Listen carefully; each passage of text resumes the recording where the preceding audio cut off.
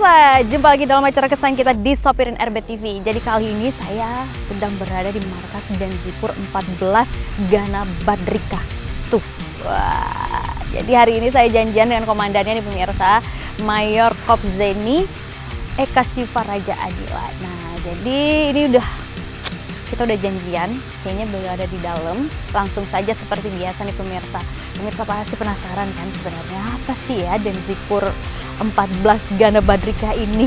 Apakah tempat latihan tempur atau seperti apa? Saya juga kurang tahu nih pemirsa. Sebelum tahu begitu ya. Jadi nanti kita langsung ngobrol dengan komandannya seperti biasa. Sebelumnya kita gerbek ke sini juga. Yuk. Pagi Mbak. Pagi Pak. Pagi ya. Nah nih pemirsa, ini tadi kita udah janjian nih. Saya bakal nyulik Pak Komandan dulu sebentar nih pemirsa. Udah siap ya Pak ya? Saya Siap. culik sedikit. Terima kasih udah diculik ya. Tapi biasanya nih Pak, kita sebelum jalan nih ya, kita ada gerbek isi mobil dulu. Oh gitu. Iya, boleh kan Pak? Silakan. Ya, kita Nggak ada pengen yang tahu rahasia. nih biasanya ada isi apa sih? Apa misalnya ini kan Denzipur gitu, apa ada alat Ya. tempur misalnya? Kita nggak tahu ya pemirsa ya. Kita lihat dari sini dulu nih. Ya, biasanya untuk pengemudi ya. Oh, yang pasti ada payung Yang pasti pemirsa. persiapan. Sedia payung sebelum hujan. Betul. Lagi musim hujan soalnya. Iya. Terus ada air minum. Air minum. Terus ada itu apa nih Pak? Itu tisu sama tombol apa untuk nih? rotar. Oh gitu. Rotar. Jadi kalau kita di jalan ada macet atau ada yang perlu kita urai, kita bunyikan Oh suara. gitu. Berarti Iya. ada yang berbunyi nanti ya? Bisa. Sama nyalakan lampu atas, gitu. lampu sorot. Kalau di baris kedua nih pemirsa, kita lihat yuk. Baris kedua nggak ada yang spesial ya. Kita lihat Masih pemirsa. sama aqua dengan tempat ini aja, tempat sampah kalau kita Iya. buang-buang sampah. Oke. Dan yang pasti ada payung lagi, ternyata banyak payung di sini. Berhubung musim hujan ya Pak ya? Iya, karena biasanya penghuninya banyak gitu kan gitu. Nggak cukup satu. Nggak cukup satu. Biasanya nih Bapak sopirnya Iya, ada sopir. ada sopir khusus ada, pasti ya Pak ya. Jadi Baik. maksud saya sabotase dulu gitu sopirnya. Saya dulu jadi sopir hari ini ya Pak ya. Boleh. Boleh. Nggak apa-apa. Ya udah kalau Oke. gitu langsung nih pemirsa, Bapak udah siap nih? Siap? Saya Ayo. bawa nggak grogi ya Pak ya. Saya belum pernah bawa ini, nanti Bapak takut lagi enggak ya Pak ya? Oh Tenang. enggak. Saya ada Yang penting SIM kok. mbaknya siap kan gitu. Aman. Ayo pemirsa, Oke. kita langsung aja kita jalan, nanti kita keliling-keliling, yang pasti nanti kita balik ke sini lagi. Oke, yuk. Mari.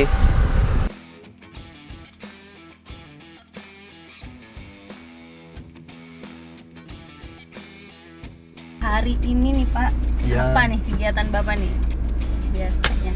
Kalau kegiatan rutin biasanya kita pagi olahraga dulu. Setelah olahraga bisa kita lari begitu, terus kemudian beres-beres satuan, kita lihat apa yang masih kurang, kontrol dan sebagainya, rapi, kita akan prajurit Ini untuk ke sini ya Pak keluarnya? kanan. Kanan kan? Iya, kanan. Lagi ada Terus kemudian, betul. Terus? Ini, kalau prajurit biasa pagi ada, setelah apel juga ada latihan. Kita ada program-program latihan yang disiapkan dari Angkatan Darat. Oh gitu. Iya. Tiap pagi itu Pak pasti latihan. Ada jadwalnya biasanya seminggu itu sesuai dengan jadwal yang dibuat sekitar 3 kali seminggu. Ada kegiatan yang latihan tentang ketentaraannya, terus ada juga yang jadwal latihan fisik. Oh gitu.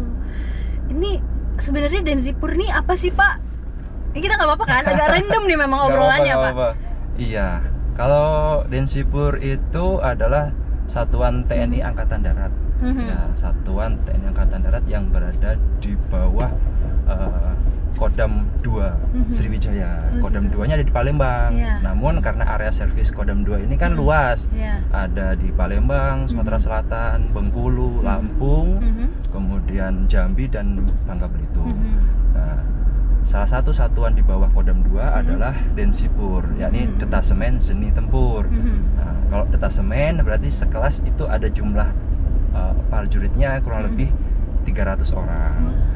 Ya, kemudian tugasnya Zeni itu kalau di tentara berarti dia seperti ahli sipilnya, teknik sipilnya. Jadi kita ada Berarti konstruksi, bangun-membangun, Oh, betul. gitu. Nah, sedangkan ada pertempuran, berarti kita membangun atau membantu konstruksi pada saat bertempur, namun juga bisa dilaksanakan pada saat kondisi damai, tidak ada pertempuran gitu. Itu yang dibangun apa Pak? Kalau di tempat pertempuran yang pasti kita markas ya, markas di Iya. situ kan ada barrier untuk perlindungan ya. Kalau kita bisa lihat di pertempuran luar negeri itu seperti parit-parit perlindungan seperti itu. Terus kemudian juga untuk pertempuran membutuhkan akses jalan. Jadi kalau ada jalan yang belum bisa ditembus, kita punya dozer, punya ekskavator untuk membuat jalan. Jadi kalau pasukan terhambat itu. Terus kalau ada sungai atau danau, pasukan mau menyeberang atau tank mau menyeberang, kita punya alat amphibious ponton ataupun yang terbaru itu MGB yang dari Jerman. Itu fungsinya dia mengangkut, bisa kalau disatukan jadi jembatan, bisa lewat. Dia juga bisa alat-alat tempur seperti tank dan sebagainya naik, kemudian dia seperti kapal. Dan itu kita punya, Pak? Kita punya, Angkatan Darat Indonesia punya itu. Maksudnya kalau di sini, Pak? Oh, kalau di sini karena kita baru 4 tahun ya Mbak ya, baru berdiri. Jadi kebetulan yang kita baru punya alat-alat konstruksi seperti ekskavator, kita sudah punya dozer, dump truck, backhoe loader itu kita sudah punya. Kalau untuk alat yang lain terkait dengan fungsi tempur, paling ke penjinakan bahan peledak. Ini juga ada satu fungsi lagi, menjinakkan kalau ada bahan-bahan bom atau peledak, itu fungsi kita. Oh gitu. Iya, kalau menjinakkan bahan-bahan. Oh, ini kan 4 tahun ya Pak ya? 4 tahun. 4 tahun. Terus kalau Bapak nih jadi komandan sejak kapan nih? Apa sejak pertama ada di sini Densipur ini?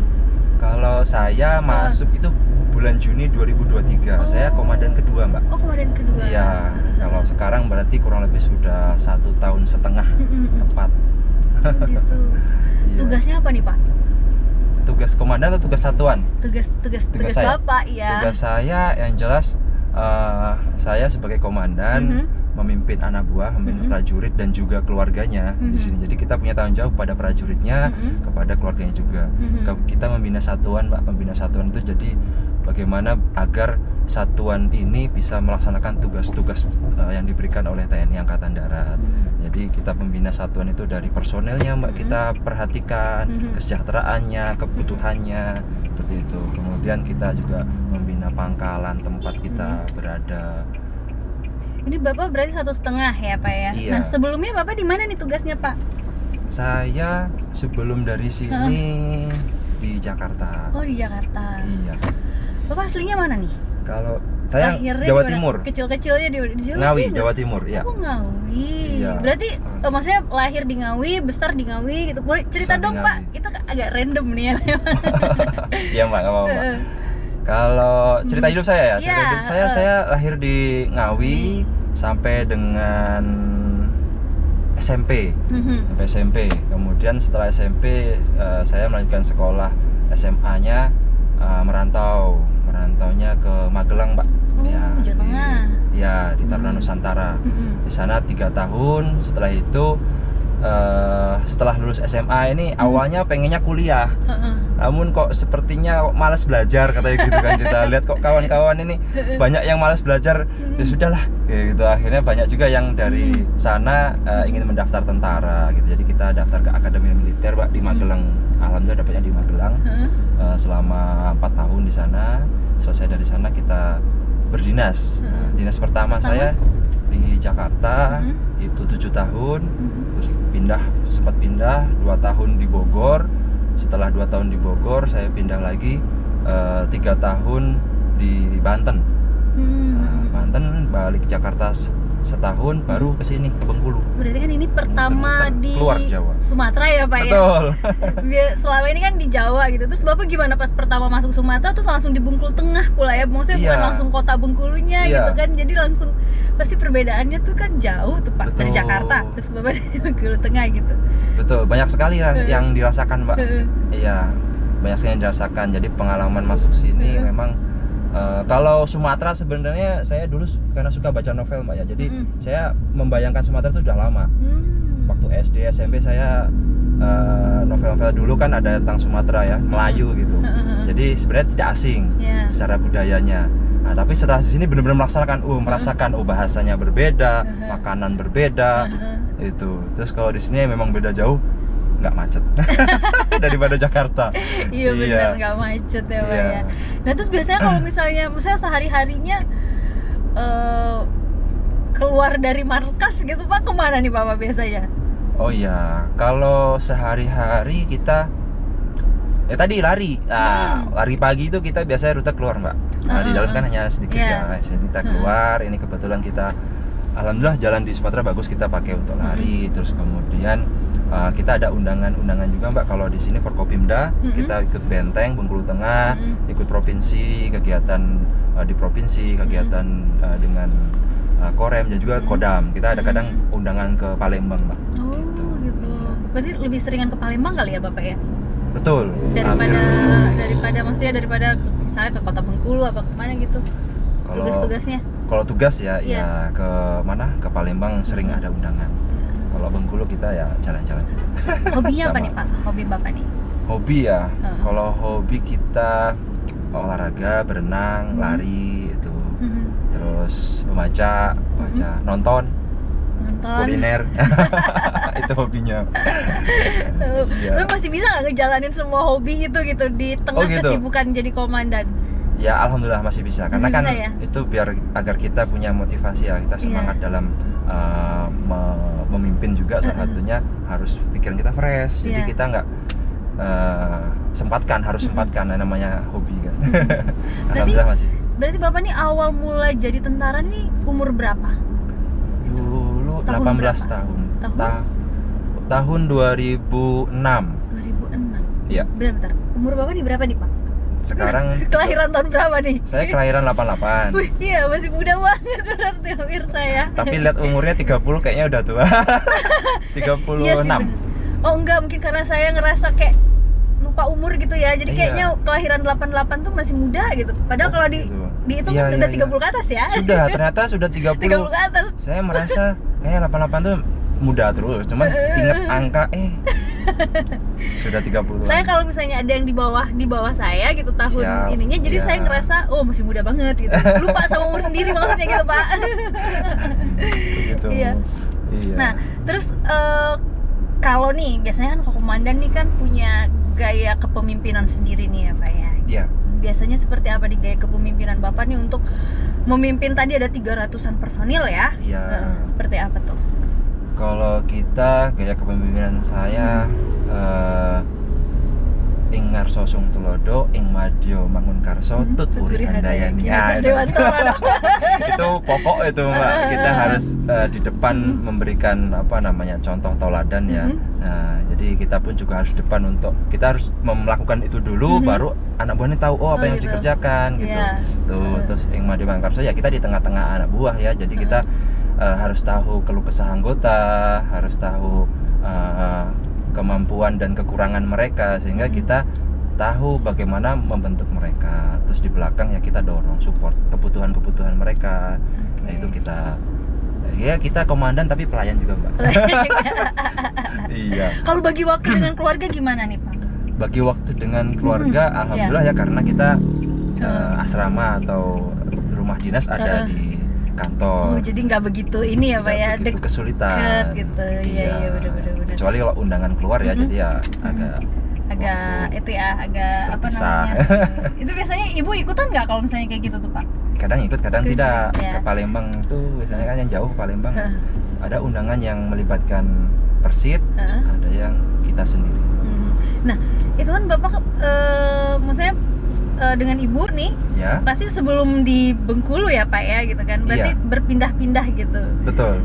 Itu gimana ini istri gitu?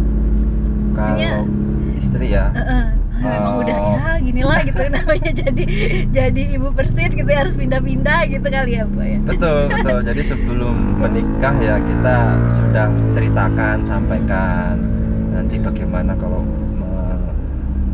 mengikuti kehidupan militer ya gitu. Jadi ya memang sudah saya sampaikan 2 tahun sekali atau 3 tahun bisa pindah gitu. Ya alhamdulillah kalau ibu pengennya ikut terus katanya. Iya. Nah selama perjalanan hidup menjadi tentara nih Pak, pasti ada momen yang memang pengalaman yang tidak terlupakan gitu. Boleh cerita dong Pak? Yang tidak terlupakan ya. Bisa perjuangannya gitu kan. Banyak sekali sih ya. Hanya Kalau yang terkait dengan tugas, ya terkait dengan tugas, alhamdulillah saya sudah pernah dipercaya oleh negara untuk berangkat ke Satgas Luar Negeri. Jadi saya Satgas Luar Negeri dan alhamdulillahnya mungkin rezeki Mbak ya. Jadi biasanya kalau orang bertugas hanya 1 tahun Mbak atau 6 bulan. Dan itu satu misi, satu tempat, dan kami waktu itu dapat dua tempat sekaligus. Jadi totalnya saya 18 bulan. 18 bulan itu 1 tahun setengah.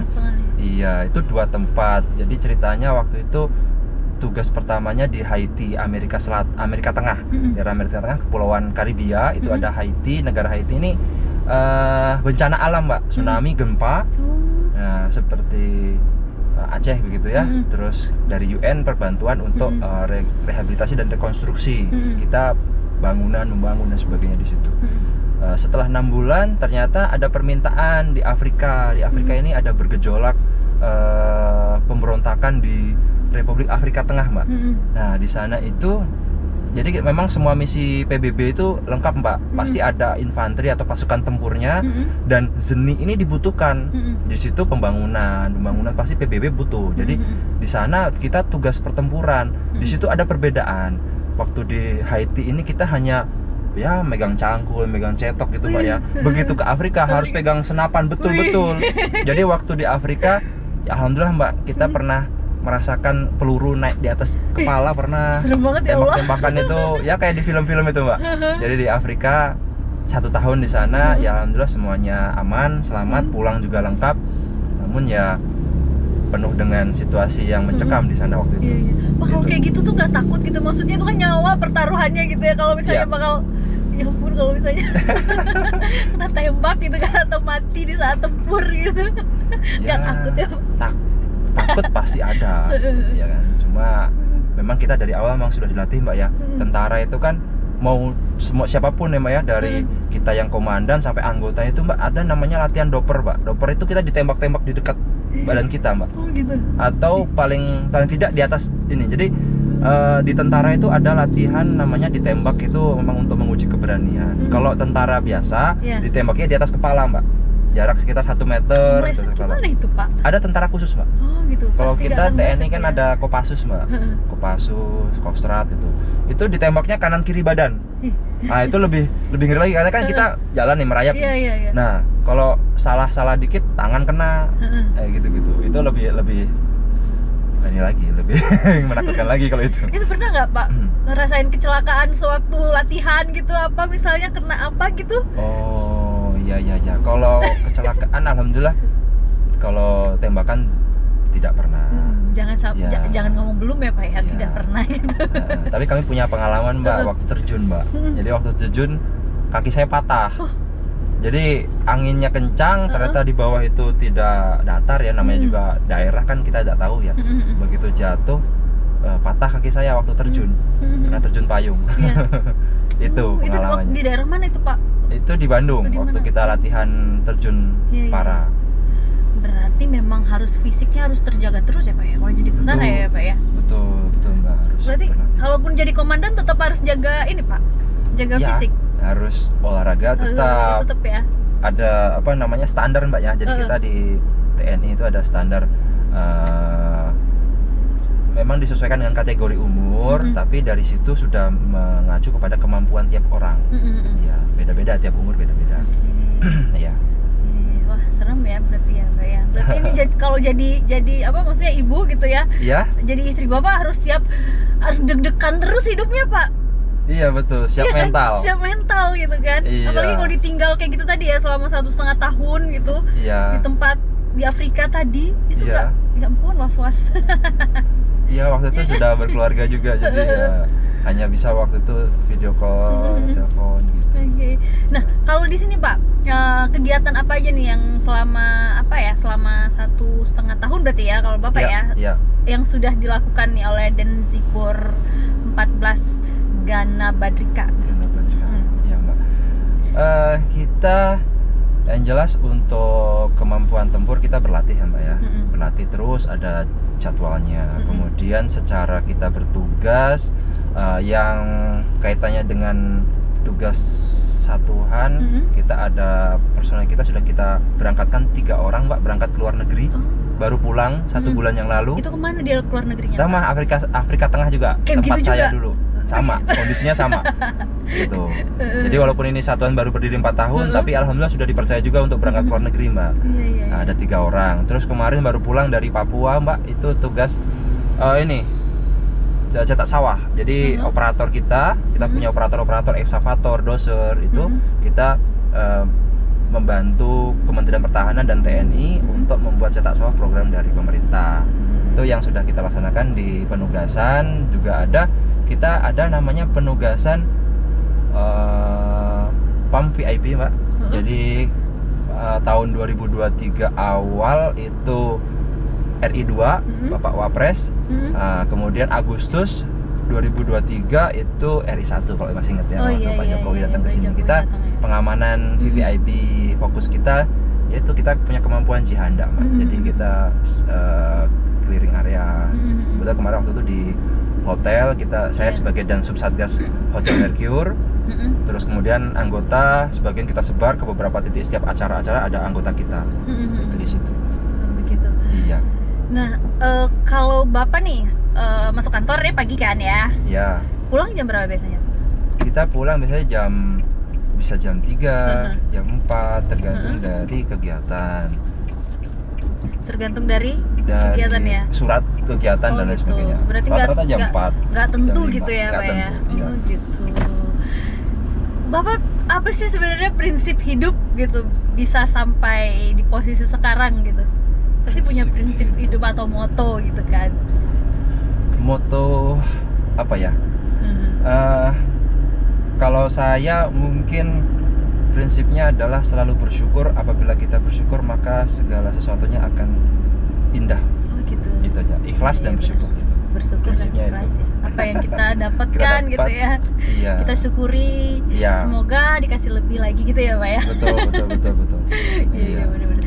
Dari kecil emang cita-cita jadi tentara Bapak? Apa dulu punya cita-cita lain sebenarnya? Sebenarnya cita-cita lain. Apa itu Pak? Dulu pertama saya punya pikiran bercita-cita seperti Bapak B.J. Habibie, almarhum Pak B.J. Habibie. Jadi apa namanya itu ya, insinyur pesawat terbang. Iya, lebih ke teknologi seperti ya. itu ya. Begitu. Setelahnya SMP berubah lagi, teknik sipil katanya, kita jadi teknik aja, bangun-bangun. Nah, begitu jadi SMA itu kok kayaknya capek belajar ini gitu. Jadi tentara, begitu masuk tentara, tapi di psikologi masuknya ya teknik lagi Mbak. Iya, tapi berarti kan maksudnya cita-citanya kesampaian juga Pak, gitu kan. Betul. Bapak pernah ngerasain hidup susah nggak? Apa susah terus nih karena menghadapi ancaman-ancaman ya? Seperti itu? Kalau hidup susah apa ya Mbak ya, kalau waktu kita masih kecil dulu ya kami kan beranjak dari keluarga yang bukan luar biasa ya. Jadi bapak ibu saya guru Mbak, guru SMP. Jadi di kampung juga di Ngawi sana kami ya waktu kami sekolah apa adanya Mbak. Jadi orang tua ini ya saya nggak ada uang jajan. Terus ya orang tua juga seadanya, kehidupan sederhana. Kalau lain-lain mungkin apa ya, tidak ada sih istilahnya. Kita bertugas memang apapun yang terjadi di tugas itu kan pasti ada suka dukanya ya. Jadi harus kita hadapi Mbak. Makanya kita syukuri apapun yang ternyata kita dapat duka ya, harus kita syukuri. Akhirnya kita ikhlas, kita everything must go on lah gitu. Waktu dulu memutuskan untuk ikut tes tentara gitu Pak, dari keluarga support atau ada perasaan deg-degannya? Soalnya kalau saya nih ya Pak ya, saya sebagai ibu nih misalnya kan anak saya pengen jadi tentara, saya mikir 2 kali, nanti ya ampun kalau perang apa segala macam, ngeri gak sih gitu. Iya, kalau ini apa ya, saya ingat sekali waktu itu waktu masih SMA ya, waktu daftar itu, ingat sekali saya telepon orang tua saya, ibu saya minta restu, menanyakan juga kira-kira apa yang bisa saya pilih untuk membahagiakan keluarga. Prinsipnya kan gitu. Nah, jadi waktu itu saya ngomong ke ibu, ini ada pilihan, satu ke militer TNI, yang satu lagi kebetulan saya daftar ke sekolah pertambangan Mbak. tambang waktu Iya. itu. Jadi ya alhamdulillah lah dua-duanya ini insya Allah gitu kita punya harapan untuk diterima. Jadi saya bilang sama orang tua, Bu mau milih yang mana? Kalau yang sejahtera mungkin pertambangan gitu iya, saya benar. sampaikan. Tapi kalau yang tentara ya kalau rezeki ngikutin lah gitu kan. Mungkin ada seragam begitu, ada kebanggaan ya Mbak ya.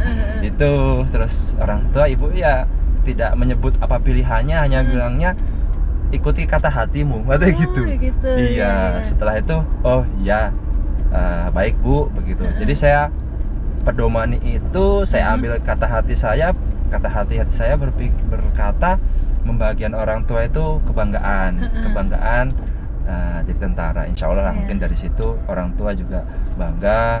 Terus kemudian apa namanya yang terkait dengan rezeki dan lain sebagainya Allah sudah atur gitu ya. Jadi ya udah ambil tentaranya.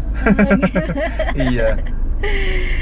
Dan ini pertanyaan terakhir nih Pak. Ini biasanya ya. nih pertanyaan pamungkas nih di program kita. Nah. Kalau dideskripsikan di 3 kata nih Pak, Apa tentang diri Bapak nih, 3 kata itu apa? 3 kata? Pertanyaan senyum, susah-susah gampang. Senyum. terus apa lagi ya? Senyum, tegas. Harus ya.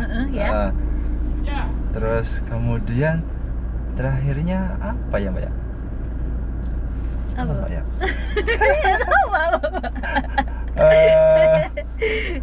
Waduh kok ikhlas aja lah. Ikhlas.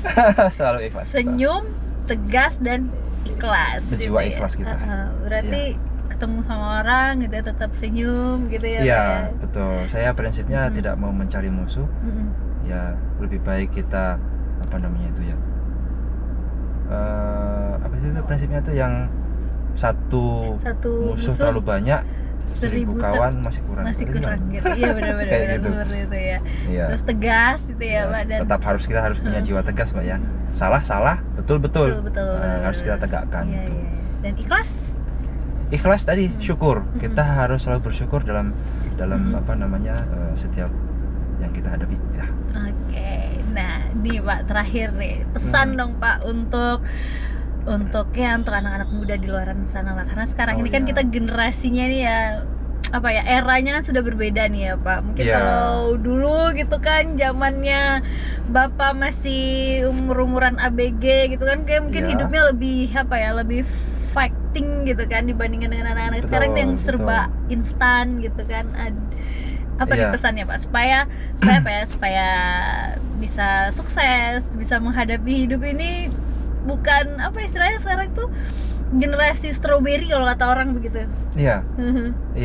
Jadi dengan zaman yang sekarang ini ya, generasi yang mungkin serba mudah, terus kemudian serba teknologi itu sangat canggih begitu ya. Jadi kalau bagi generasi muda yang pasti kemudahan itu adalah bagian untuk kita membentuk diri kita, bekal kita, ilmu, wawasan dan sebagainya. Namun tetap yang paling penting adalah karakter diri kita gitu. Dimulai dari mana kita memiliki agama. Jadi Indonesia ini kan negara beragama. Dengan agama apapun kepercayaan kita anut, ya itu paling penting kita selalu imani bahwa Tuhan itu ada.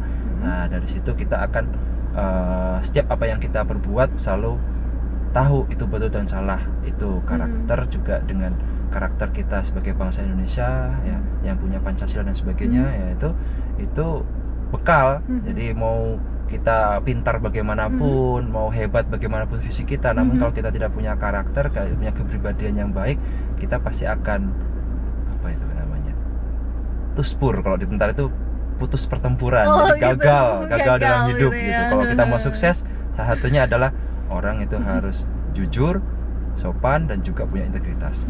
Oke. Nah, pesan untuk anggota-anggota di Denzipur 14 Gana Badrika gitu. Oh gitu. Kalau pesan saya kepada para anggota saya,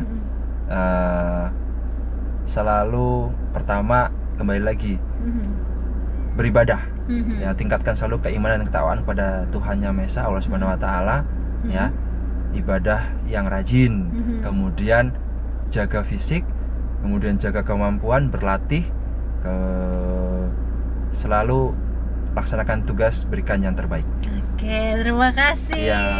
Bapak sudah dikasih kesempatan nih untuk Iya, ngobrol Mbak. setengah jam ini kita. Makasih banyak Mbak. Iya. Tadi alhamdulillah nggak deg-degan, keren nyetirnya ya. Oke, Nyetirnya kalau keren. gitu, habis Oke. ini Bapak apa nih kegiatannya? Kegiatan kita habis ini paling prepare nih, ibu-ibu Persit ada mau donor darah katanya. Oh gitu, ada Iya, kegiatan dengan anggota Ibu latihan. Persit ya. Iya. Oke, kalau gitu Pak, boleh Mari. kita turun? Mari Mbak.